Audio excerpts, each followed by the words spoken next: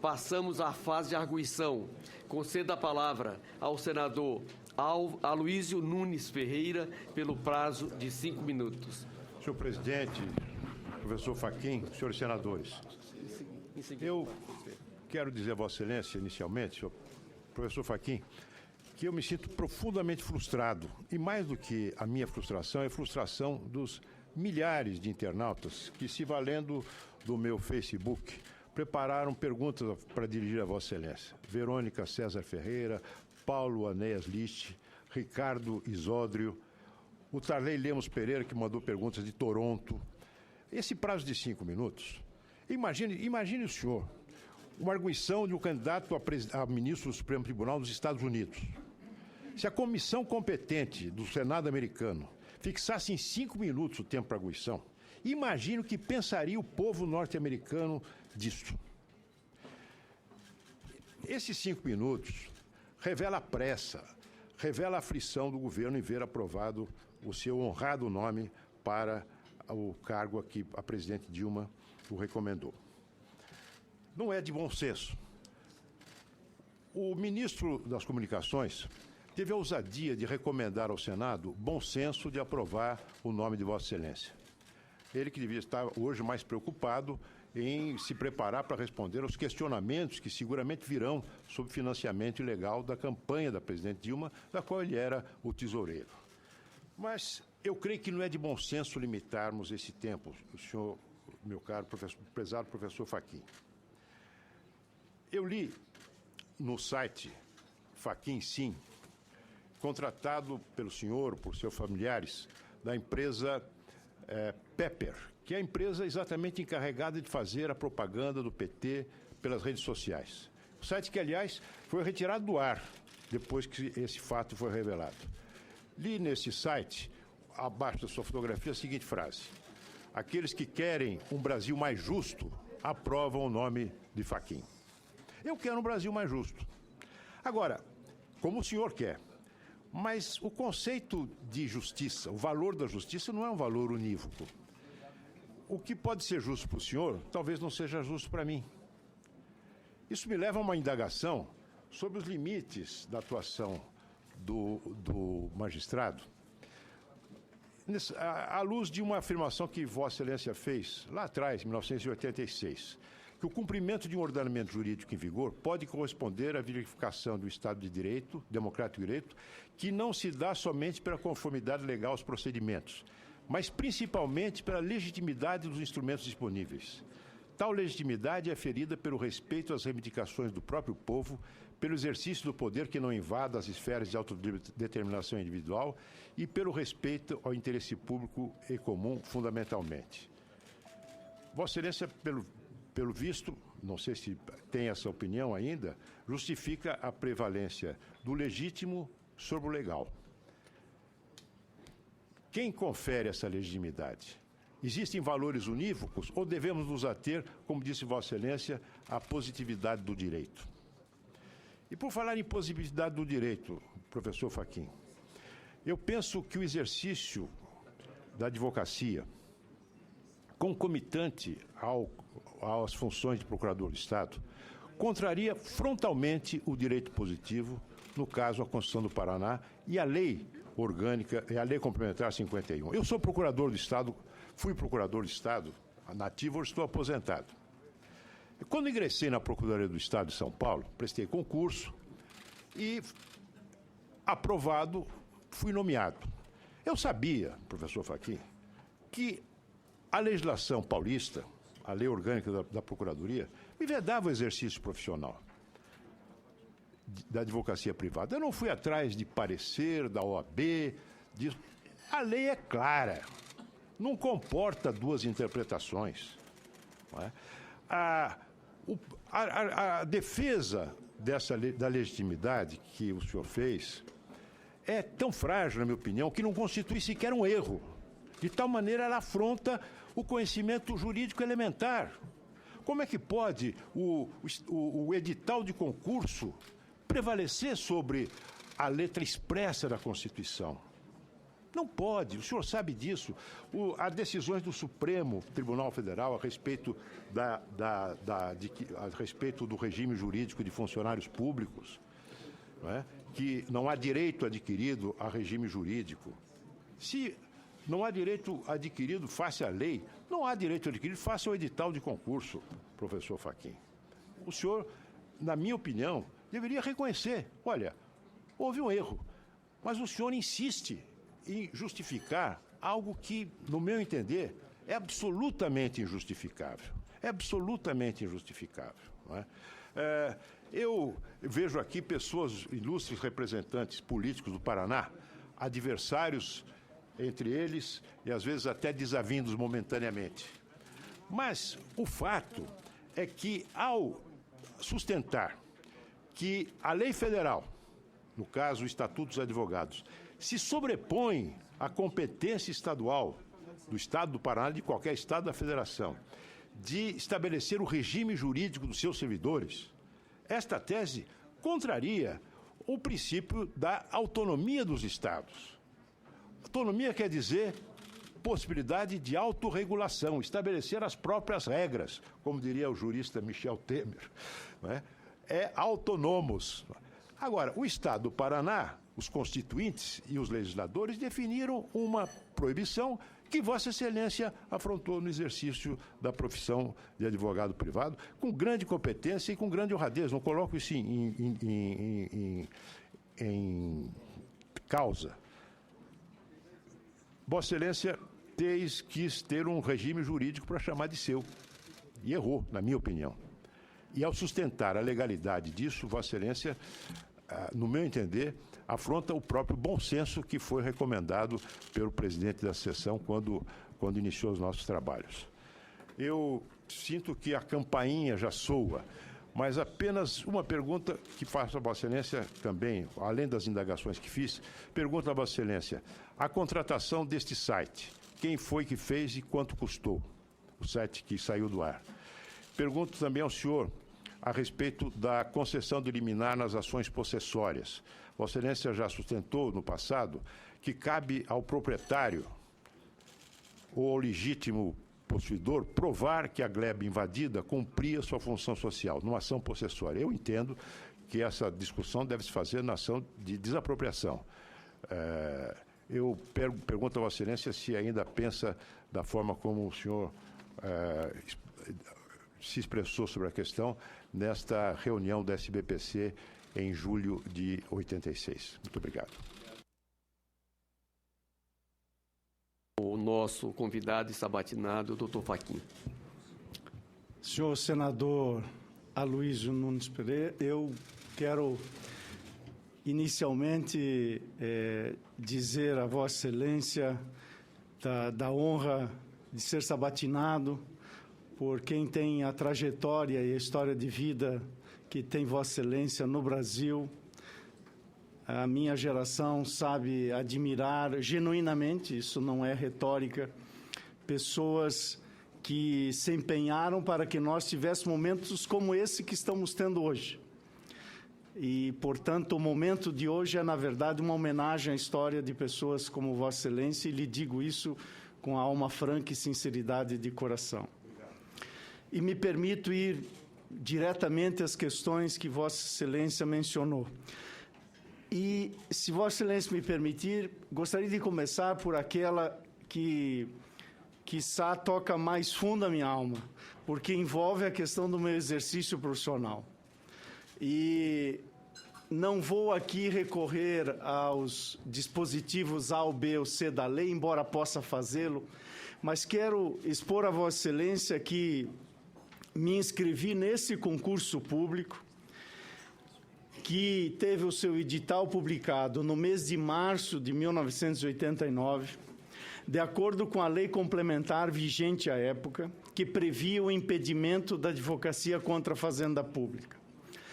E esse concurso público teve o seu percurso alongado e eu acabei sendo nomeado e tomei posse no ano subsequente. E Disso não pode ficar a menor dúvida. Eu iniciei o concurso antes da Constituição, minha nomeação saiu após a vigência da nova Constituição. Pois bem, a questão que se colocou me fez ir ao Procurador-Geral do Estado e indaguei ao Procurador-Geral do Estado se efetivamente esta circunstância já significava, pela superveniência da Constituição, a vedação da advocacia. Não tenho registro escrito disso, mas, à época, o Procurador-Geral do Estado disse: a sua resposta está no seu decreto de nomeação.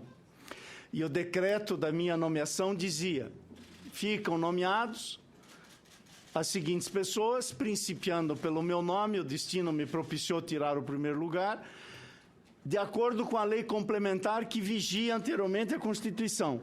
Essa resposta, por si só, não me satisfez, porque eu também compreendo as lições elementares a que Vossa Excelência faz referência.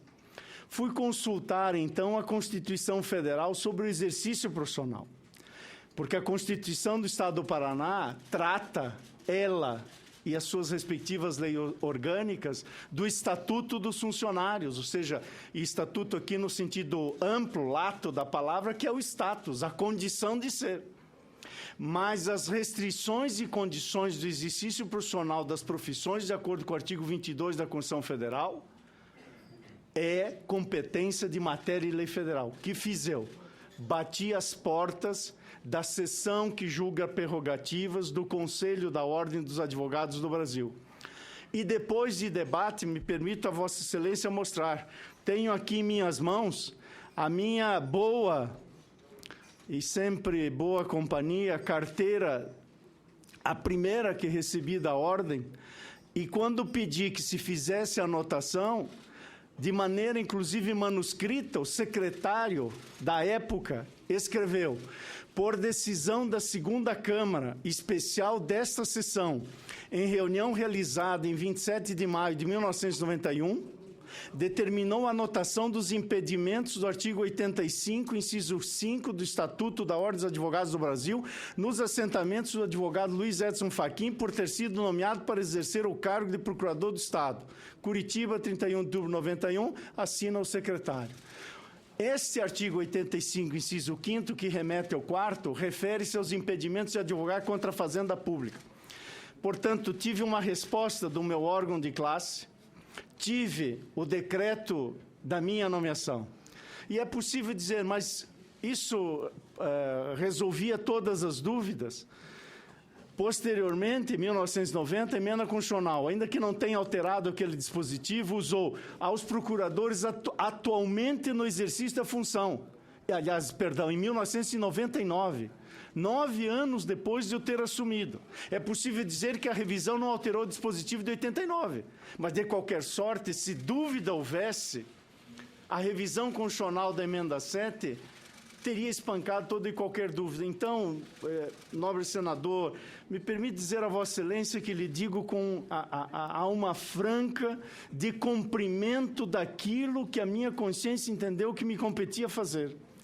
E mais, nessa esteira, esta matéria, isto foi 90, 91, 2000, nós estamos em 2015, este tema, claro, está sendo suscitado agora e com justa razão. Me permita dizer que reputo legítimo que eu preste conta de todas as circunstâncias. Aliás, esse escrutínio, eu, como professor, sempre defendia os indicados a serem sabatinados ao Supremo Tribunal Federal. É meu dever prestar esclarecimento. E lhe presto, dizendo-lhe que me fiz acompanhar desta anotação da carteira, me fiz acompanhar do meu decreto de nomeação e me fiz acompanhar de uma emenda constitucional. Penso que, para minha consciência, é uma companhia que me acalma a alma nesses anos todos do exercício profissional. Essa é a resposta que oferto a Vossa Excelência. Há outros detalhes e circunstâncias que posso depois, eventualmente, explicitar adicionalmente, se necessário for. Sobre os demais temas, se Vossa Excelência me permite ferir. Quanto ao site Pepper, nessa caminhada que eu fiz, tentando, de maneira legítima, cumprir a liturgia e entregar meu currículo aos senadores, eu fui acompanhado em diversos momentos por muitos profissionais que legitimamente executam seus afazeres na imprensa. Por algumas sugestões de amigos, disseram, olha, o senhor precisa ter alguém da imprensa para poder lhe assessorar, porque, embora eu tenha um pouco sereno da vida, mas eu não tenho experiência nesse tipo de matéria, nunca me submeti a um procedimento dessa natureza. E contei com um profissional da área de comunicação que me auxiliou e, em alguns momentos, tomaram algumas providências para tentar prestar alguns esclarecimentos.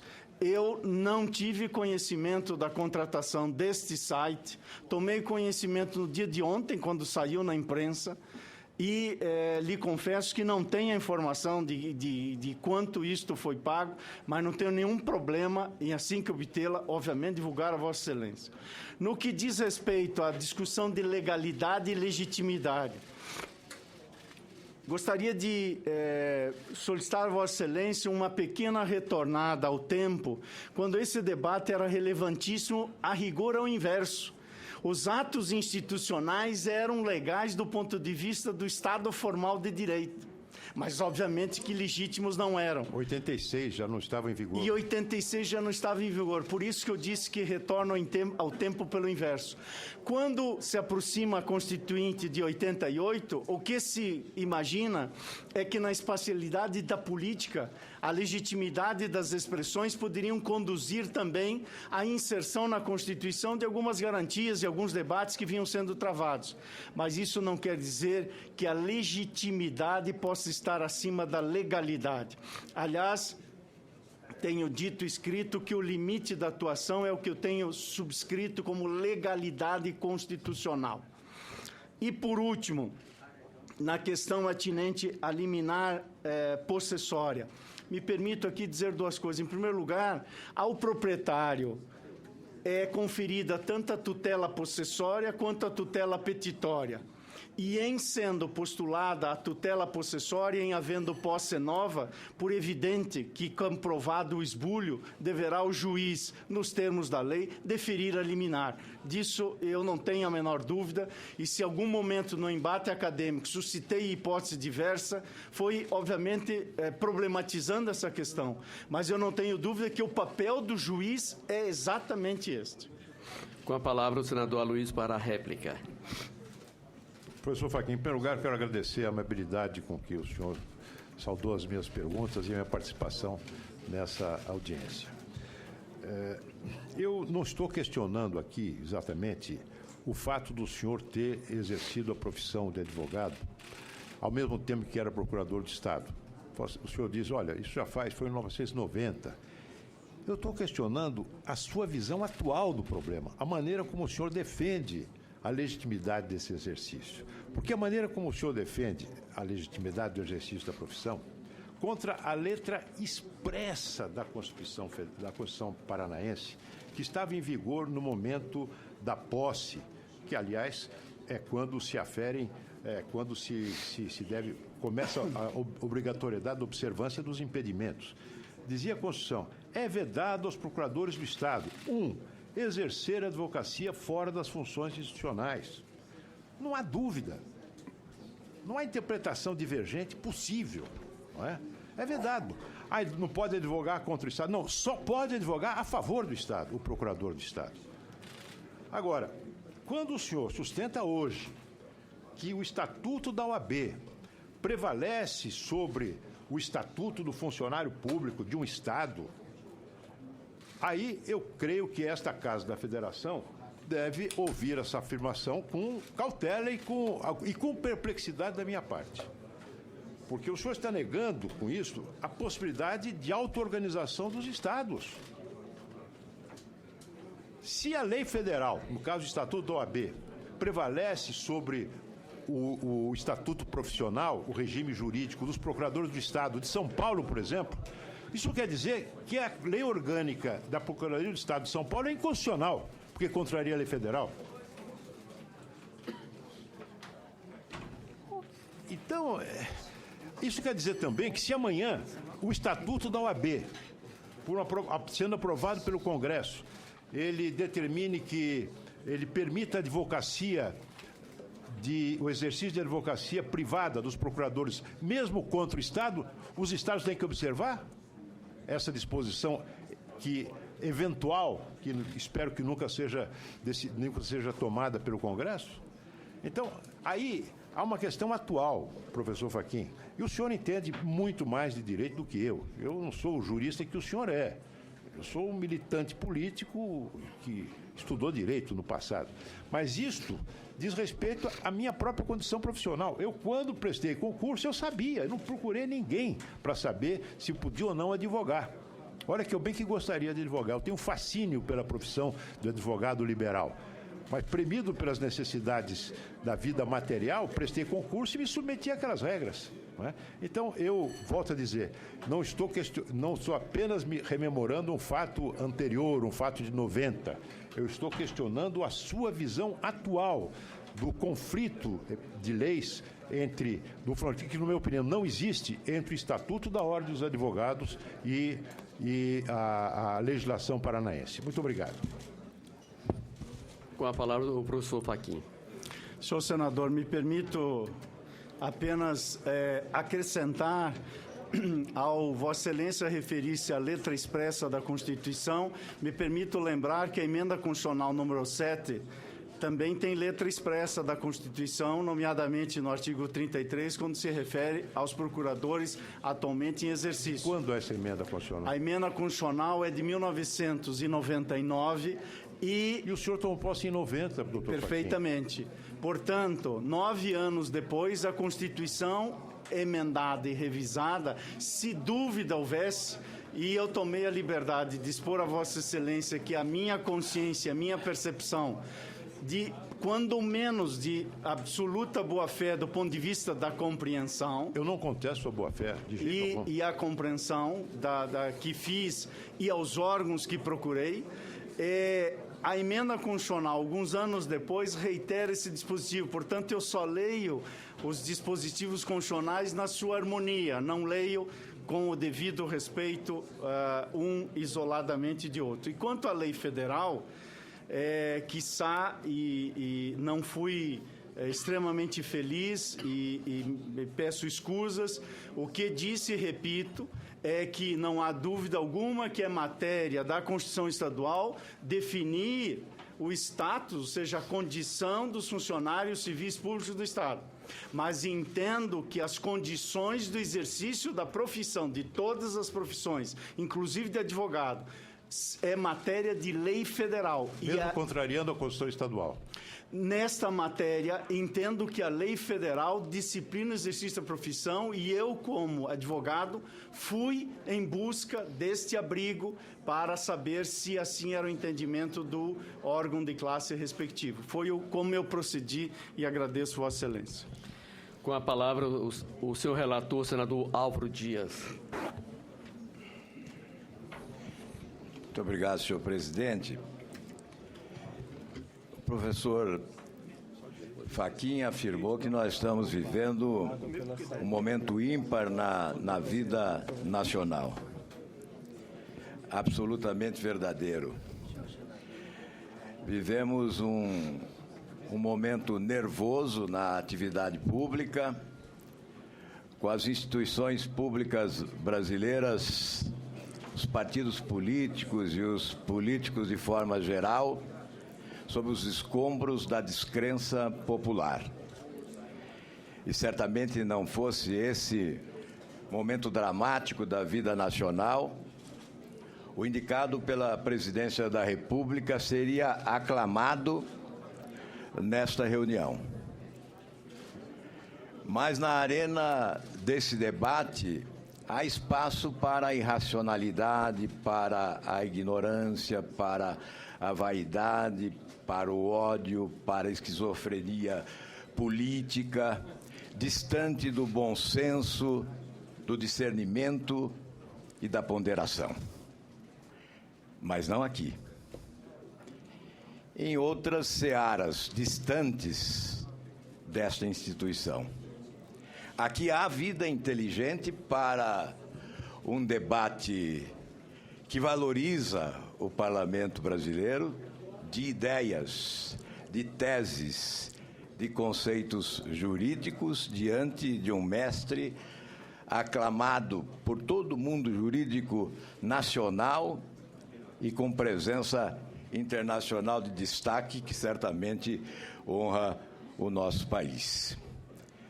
Mas esse momento, com esse debate lá e cá, nos proporciona uma oportunidade também preciosa de exercitarmos a nossa capacidade de ser humildes e de respeitarmos as opiniões divergentes das nossas.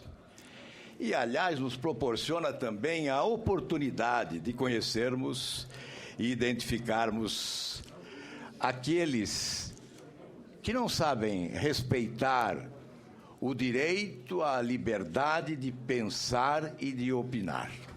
Estes existem.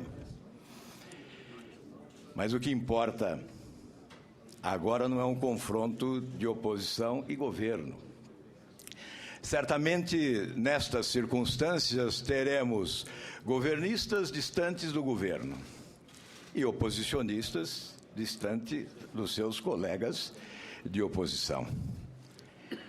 Porque não está em jogo o interesse partidário. Seria um oportunismo de natureza política incompreensível quando nós temos a oportunidade de encaminhar ao Supremo Tribunal Federal alguém que certamente dignificará aquela corte onde estão fincados alicerces essenciais do Estado de Direito Democrático. Não podemos colocar à frente do interesse público nacional um eventual interesse motivado pela paixão político-partidária. É por essa razão que agradeço o meu partido de oposição, que milito nesses 13 anos no enfrentamento ao governo, aos seus desmandos, os seus equívocos, contrariando aqui em algumas oportunidades indicados da Presidência da República, com justificadas razões. Agradeço ao meu partido que me permite, nesta hora, a liberdade de pensar, de opinar e defender uma candidatura ao Supremo que reputo da maior qualificação técnica, profissional e ética, com notório saber jurídico e reputação ilibada, reconhecidos pelo mundo acadêmico, pelo mundo jurídico. Aliás, no Paraná, e aqui está o professor René Dotti, eu faço referência até à alusão de que a minha atitude nesse momento e dos senadores do Paraná se constitui em atitude provinciana. O Paraná é um estado importante, estamos honrados de representá-lo aqui. Foi província, sim, há muito tempo, província de São Paulo. Mas hoje é um estado de importância política, econômica, social, inquestionável. Mas, se o Paraná é província, é uma província unida em torno do nome do professor Fachin pelas suas qualidades. A propalada antropofagia paranaense foi derrotada porque se uniram todas as forças vivas da sociedade paranaense, no mundo da política, no mundo, especialmente no mundo jurídico. No mundo da política, aqui estão 3 senadores, ali estava há pouco o governador do Paraná. Muito obrigado. 3 senadores que se opõem eleitoralmente, politicamente, em muitas circunstâncias e se somam. Os 30 deputados federais de todos os partidos, 54 deputados estaduais de todos os partidos, 38 vereadores da capital de todos os partidos, as entidades, instituições, associações, de forma praticamente unânime no Estado, acadêmicos, mestres como René Dotti e tantos outros. Mas não é uma província localizada no Paraná. Se essa atitude é provinciana, nós descobrimos agora a província nacional porque o mundo jurídico do país se une em apoio ao nome de Fachin, juristas os mais laureados de todas as correntes ideológicas, Ives Gandra, Dalmo Dallari, Miguel Reale Júnior, René Dotti, Técio Lins e Silva, juristas renomados, ministros reconhecidamente respeitáveis, ex-ministros que se consagraram. A província é o Brasil, mas existe também a província universal, porque o apoio a Fachin vem de outras nações. O presidente do Conselho de Políticas Públicas da Universidade de Chicago, o professor Fábio Losso, por exemplo, encaminha apoiamento significativo ao professor Fachin. O professor José Joaquim Canotilho, da Universidade de Coimbra, dos mais admirados pelos estudantes de todo o mundo, oferece apoio à indicação de Fachin. E o presidente da OAB do Paraná, Juliano Breda, que se encontra presente também nesta casa, e fez o seu doutorado na Universidade de Coimbra, pôde atestar pessoalmente o prestígio do professor Fachin, não só naquela universidade, mas no mundo jurídico ao redor dela. Portanto, esse imenso apoio certamente tranquiliza o Senado Federal. Porque, coincidentemente, aqueles que condenam, aqueles que criticam, não conhecem. Nós que somos do Paraná temos o dever de conhecer, conhecemos e defendemos. Seríamos indignos do apreço popular se, de forma oportunista, nos colocássemos contra apenas para alvejar a presidência da República no momento de grave impopularidade que ostenta, levando às ruas milhões de brasileiros indignados. Seria a utilização desta ferramenta nociva aos interesses nacionais do oportunismo político eleitoral. Mas, evidentemente, eu respeito aqueles que, não conhecendo o professor Fachin, procuram ostentar no campo da oposição, procuram questioná-lo, inquiri-lo, para que ele possa esclarecer todas as dúvidas.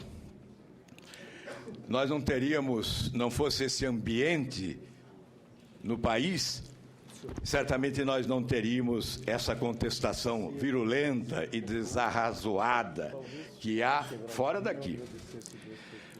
Longe do mundo jurídico, por pessoas que não possuem qualificação técnica para a abordagem que procuram fazer,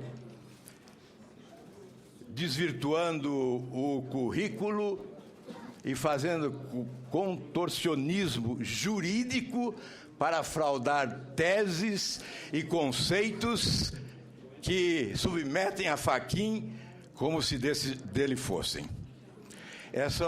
Eu estou aqui para sabatinar, sim, mas como relator, eu tenho o dever de expor o que penso nesse momento a respeito do professor Fachin, como os outros estão expondo o que pensam também. Segundo o professor Mário Luiz Delgado, da USP, a prosperarem as estultices reverberadas por alguns desinformados ou mal intencionados, todos os autores do direito civil contemporâneo seriam considerados esquerdistas e aliados do MST. Logo agora que um civilista está prestes a retornar ao Supremo Tribunal Federal, demanda desde Moreira Alves. E conclui: estaríamos todos loucos? Eu, como relator, devo fazer indagações que chegaram ao Senado Federal através das redes sociais. É evidente que não farei todas elas em respeito aos meus colegas senadores que precisam de tempo para os seus questionamentos. Mas devo formular alguns. E talvez não sejam, do ponto de vista da tese, do conceito, não sejam estes os questionamentos mais importantes nesta hora. Mas em respeito àqueles que os formularam, e sobretudo àqueles que os exploraram na mídia do país, especialmente nas redes sociais, devo apresentar aqui questões que evidentemente não são as mais importantes neste momento. E começo com uma afirmação para questionar o professor Fachin sobre o seu relacionamento político, já que ele tem sido carimbado como petista. Eu inicio citando Francisco Rezec. O Senado há de avaliar quão discreta foi sua presença na arena eleitoral, se comparada a de outros juristas brasileiros que no passado transitaram diretamente do cenário político para o Supremo Tribunal Federal e dignificaram pela competência e discernimento de epitáfio a Victor Nunes, de Baleeiro a Paulo Brossard, para ficar só com os que foram. E nós poderemos citar muitos dos que se encontram ainda entre nós, ex-ministros e atuais ministros, que emergiram do campo da política para o Supremo Tribunal Federal. E este não é o caso do professor Fachin. Aliás, quando afirmam ser ele um militante do Partido dos Trabalhadores, porque leu em 2010 um manifesto de juristas em defesa da candidatura da presidente Dilma, não dizem que em muitos momentos históricos esteve na contramão do PT. Em 1982 foi advogado da campanha ao governo do Paraná de José Richa, pai do atual governador. Em 1989 esteve no Palanque, na Rua das Flores, em Curitiba, ao lado de Mário Covas, candidato à presidência da República, que enfrentava naquela oportunidade o ex-presidente Lula. Na Constituinte de 88, foi ardoroso defensor da Constituição, na contramão do PT. Colégio Eleitoral com Tancredo Neves não só defendeu o colégio eleitoral, como integrou a equipe de Tancredo que formalizou o seu programa de governo. Na Universidade Federal do Paraná, e o senador Requião é testemunha disso, candidato a reitor, foi derrotado pelo PT, que indicou como vice-reitor o professor Aldair Risse, do reitor Moreira, companheiro de Requião. Portanto, a trajetória política de Fachin é de independência. Aliás, há aqui um depoimento dele que me foi repassado pelo professor René Dotti, de agosto de 2014, onde não se cogitava ainda a sua indicação, em que na abertura da conferência da OAB, sem questionamento algum, mas espontaneamente, afirmou não vir do campo da política e não ter militância partidária. Foi uma afirmação despretensiosa em agosto de 2014, na abertura da conferência da OAB no Paraná. Mas eu estou colocando essas questões para que o professor Fachin possa, ele próprio, oferecer os esclarecimentos a respeito. Em relação a eventuais relações com o MST, CUT, falam das ligações com o MST. E não dizem, por exemplo, que Fachin foi integrante da Câmara Arbitral da Sociedade Rural Brasileira. Não dizem que ele foi integrante da Câmara Arbitral da Federação das Indústrias de São Paulo, ou da Federação das Indústrias do Paraná, ou internacionalmente em outros países e em organizações do gênero. Portanto, nós vamos dar a oportunidade ao professor Fachin de fazer esclarecimentos sobre essas questões. Mas indago exatamente na linha do que recebi aqui pelas redes sociais do Senado Federal. O professor Fachin prefaciou o livro de Marcos Alves da Silva e, a partir desse prefácio, Marcos Alves da Silva é um pastor presbiteriano e professor de Direito, autor de um livro que trata do direito da família. E o professor Fachin prefaciou o seu livro, e daí surgiu um estapafúrdio rótulo de teórico dos direitos da amante, inimigo declarado da família. Esse contorcionismo jurídico que nós queremos ver esclarecido aqui pelo professor Fachin. Portanto, embora na sua exposição inicial já tenha dissertado sobre o seu conceito de família, eu lhe ofereço essa oportunidade, professor, para esclarecimentos adicionais. Sobre a função social da propriedade, já ouvimos, mas se o professor entender que deve novos esclarecimentos, é uma das questões recorrentes nestas indagações. E esta outra questão, o curso de Direito da Universidade Federal do Paraná, desde o início de 2015, mantém uma turma exclusiva para beneficiados da reforma agrária. A iniciativa faz parte do Programa Nacional de Educação na Reforma Agrária, PRONERA. Assim, pequenos proprietários rurais, acampados, quilombolas, beneficiários do Programa Nacional de Crédito Fundiário, assentados, têm um cadastro homologado pelo Instituto Nacional da Reforma Agrária, poderão se tornar bacharéis em Direito. Nesse contexto, eu gostaria que Vossa Excelência se manifestasse sobre a constitucionalidade dessa iniciativa da Universidade Federal do Paraná e a sua eventual participação na criação do curso. Qual o grau de responsabilidade do professor Fachin na criação desse curso? E, por último, professor, há uma indagação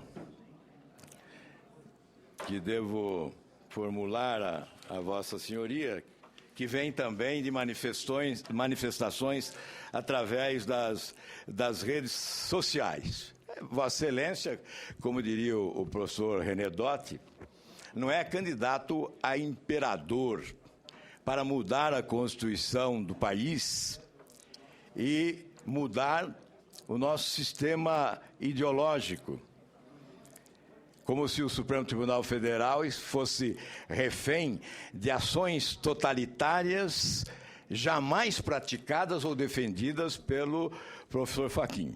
Mas é preciso que se indague. Como encara o papel, embora já tenha também na sua exposição inicial abordado essa questão, falar sobre as influências de convicções pessoais no momento do julgamento, convicções ideológicas, quem sabe, a questão de ser garantista ou não ser garantista, positivista ou não, legalista ou não, enfim, eu creio que essa é uma questão que pode ser aprofundada. Como encara o papel do Supremo Tribunal Federal na aplicação da Constituição? O tribunal deve limitar-se a interpretar a Constituição ou pode ir além e criar o direito no julgamento, que muitos consideram invasão de competência? São essas as indagações, senhor presidente. Eu agradeço a oportunidade. Eu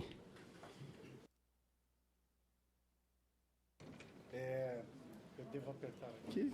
Senador Álvaro Dias, agradeço sobremaneira as palavras de Vossa Excelência e subscrevo com o mesmo tom e intensidade que tem caracterizado a vossa trajetória, a defesa da democracia de maneira intimorata e tem sido um exemplo para todos nós e para as nossas gerações.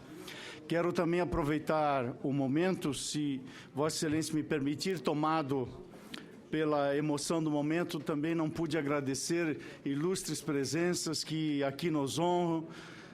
Já referido presidente do Instituto dos Advogados Brasileiros, Dr. Técio Lins e Silva.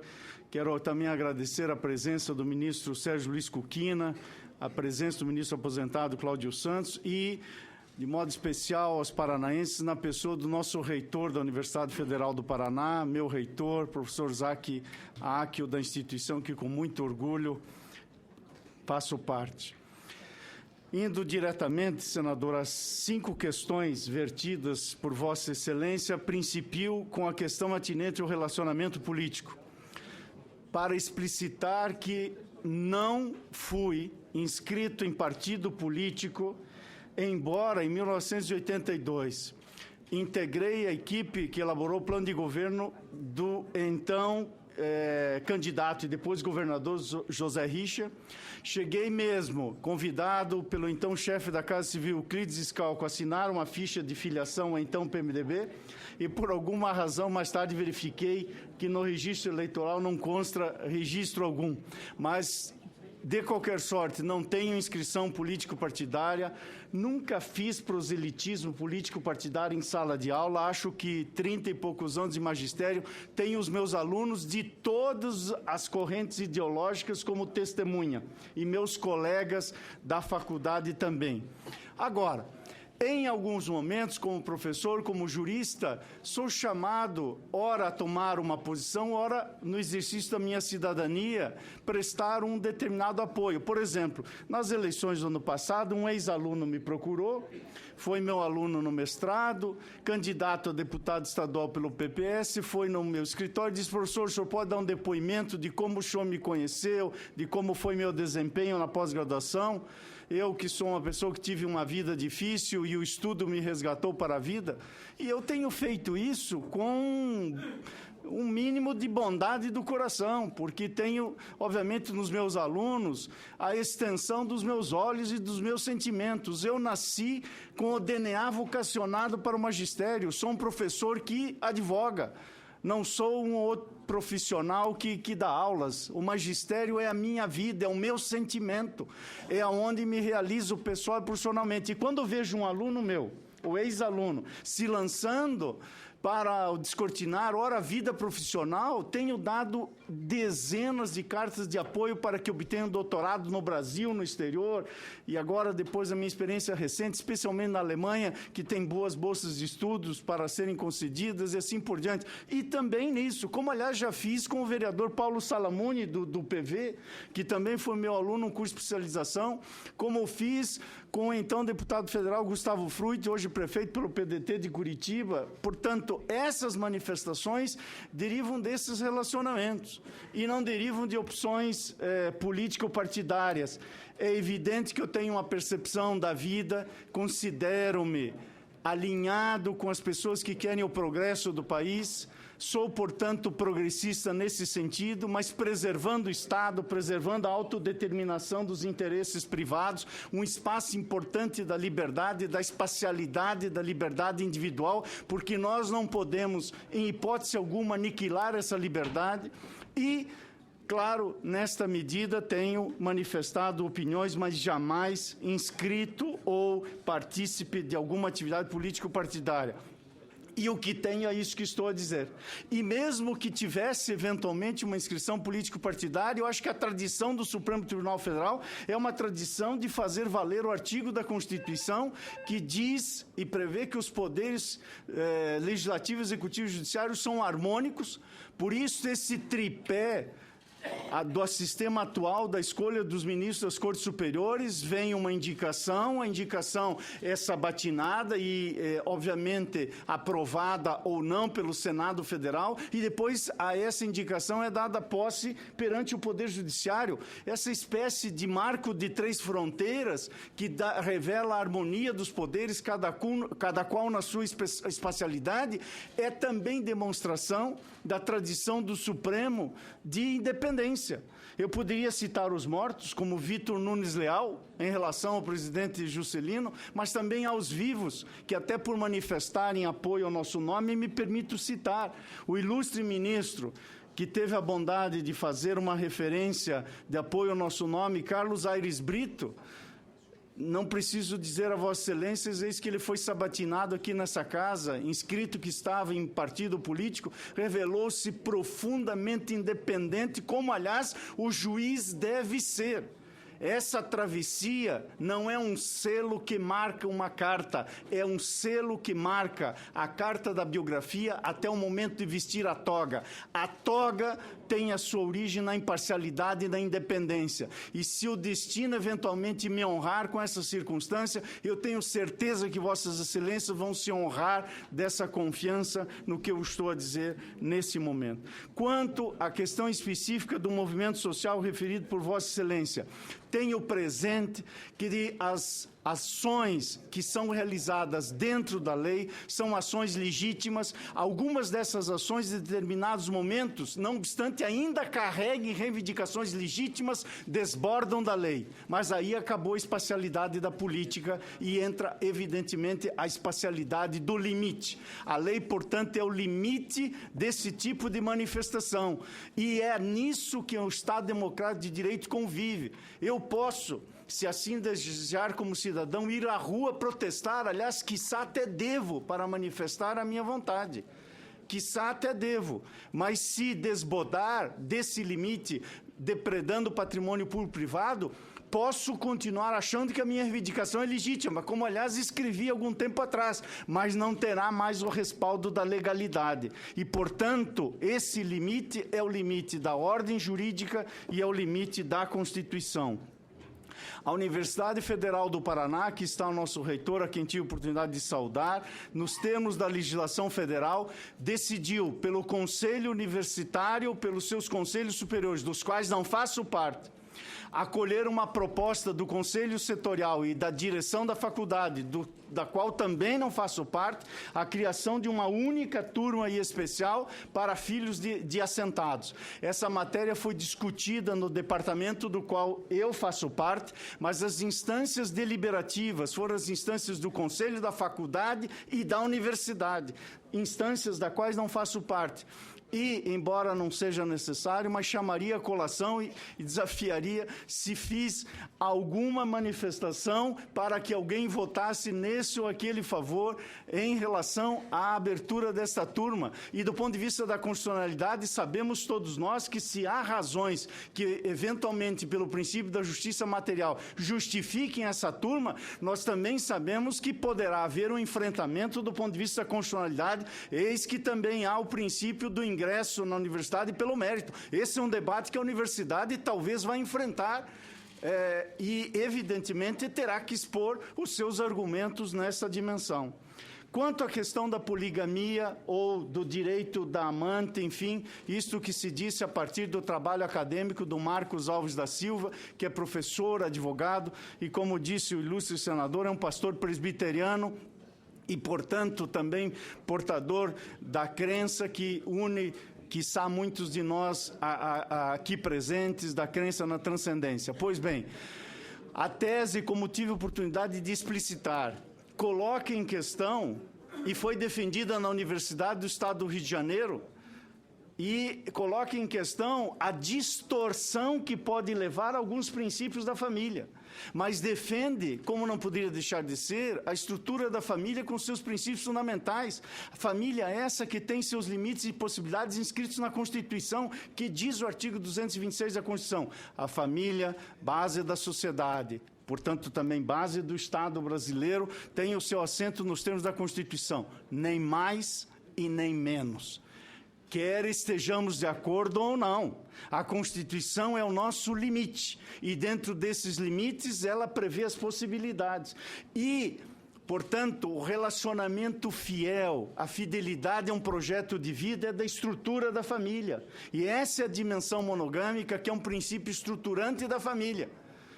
E acredito que meu comportamento, como aprendi com o ilustre senador desta casa, a família que se tem, talvez seja a prova do que eu estou dizendo ou não seja apenas teoria. do alto de bons 37 anos, dos quais só me arrependo por terem sido só 37 até agora. Pois bem,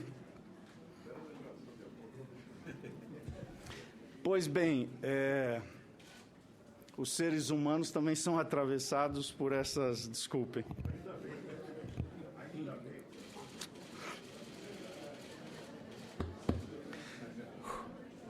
A questão específica da função social da propriedade.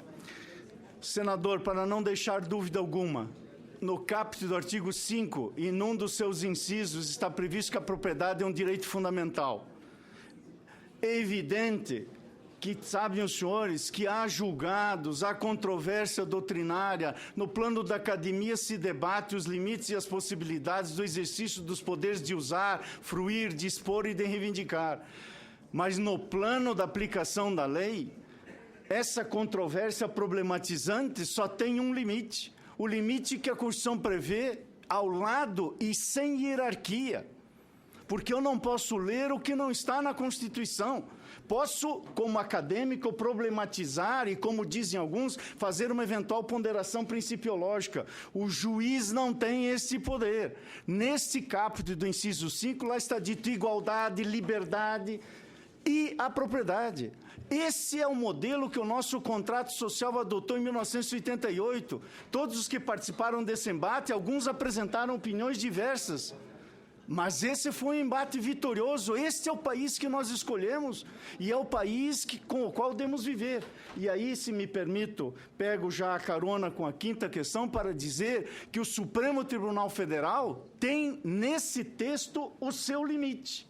O Supremo é o guardião da Constituição, mas com o devido respeito que a Suprema Corte e todo o Poder Judiciário do Brasil merece, e eu estou aqui na humilde condição de professor sabatinado por Vossa Excelência, ninguém é dono da Constituição, a não ser a própria Constituição e os poderes constituídos que podem, na sua legitimidade e legalidade, alterar a Constituição.